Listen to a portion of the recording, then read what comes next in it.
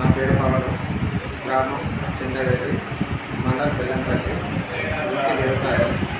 మా యాదవ సంఘం ఆస్తి భూ పంపకంలో రాజు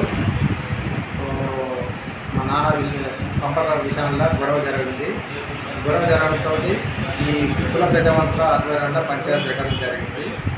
ఆ పంచాయతీ పెట్టడంతో వాళ్ళకు నచ్చినట్టు ఇవ్వకపోతే నన్ను బెదిరించడం జరిగింది, కుల పరిష్కారం చేయడం జరిగింది.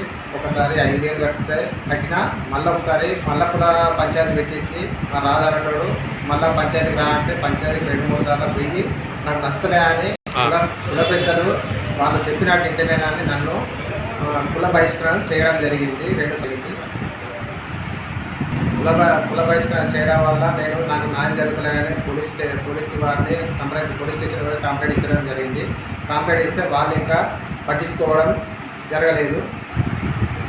తాళ్ళగుడియాల ఎస్ఐ గారికి పిటిషన్ ఇవ్వడంతో ఏదున్నా మళ్ళీ నీ కులంలో చేసుకోమని మళ్ళీ తిట్టి మళ్ళీ పంపడం జరిగింది. నాకు న్యాయం జరగక నేను కుటుంబంతో వేరే వాళ్ళతో నాకు ఇబ్బంది, అంటే పిల్లలతోటి నా భార్యతోటి మంచికైనా చెడుకైనా నాకు ఎవ్వరు విలువడం లేకపోతే మనోవేదనకు గురి కావడం జరిగింది. నాకు అన్యాయం జరుగుతుంటే అడిగితే కుల బహిష్కరణతో నేను మనోవేదనకు గురి కావడం జరుగుతుంది.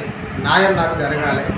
ఇన్ని రోజులు ఇప్పుడు 2 సంవత్సరాల నుంచి అడిగితే పోలీసులు పట్టించుకుంటలేరు, కులం పట్టించుకుంటలేరు.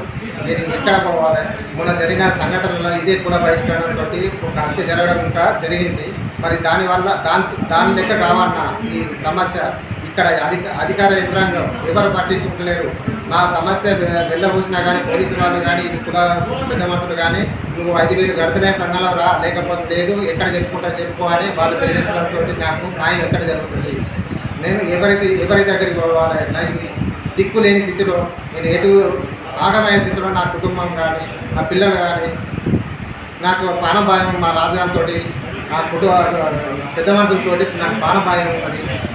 ఈ వ్యవస్థ ఇంతటితోటి ఆగాలంటే ఈ అధికార యంత్రాంగం ఎవరు పట్టించుకుంటారు? నా బాధ ఎవరు వింటారు అని నేను సవనీయంగా ఈ అధికార యంత్రాంగానికి అధికారులకు నేను కోరుకుంటున్నా.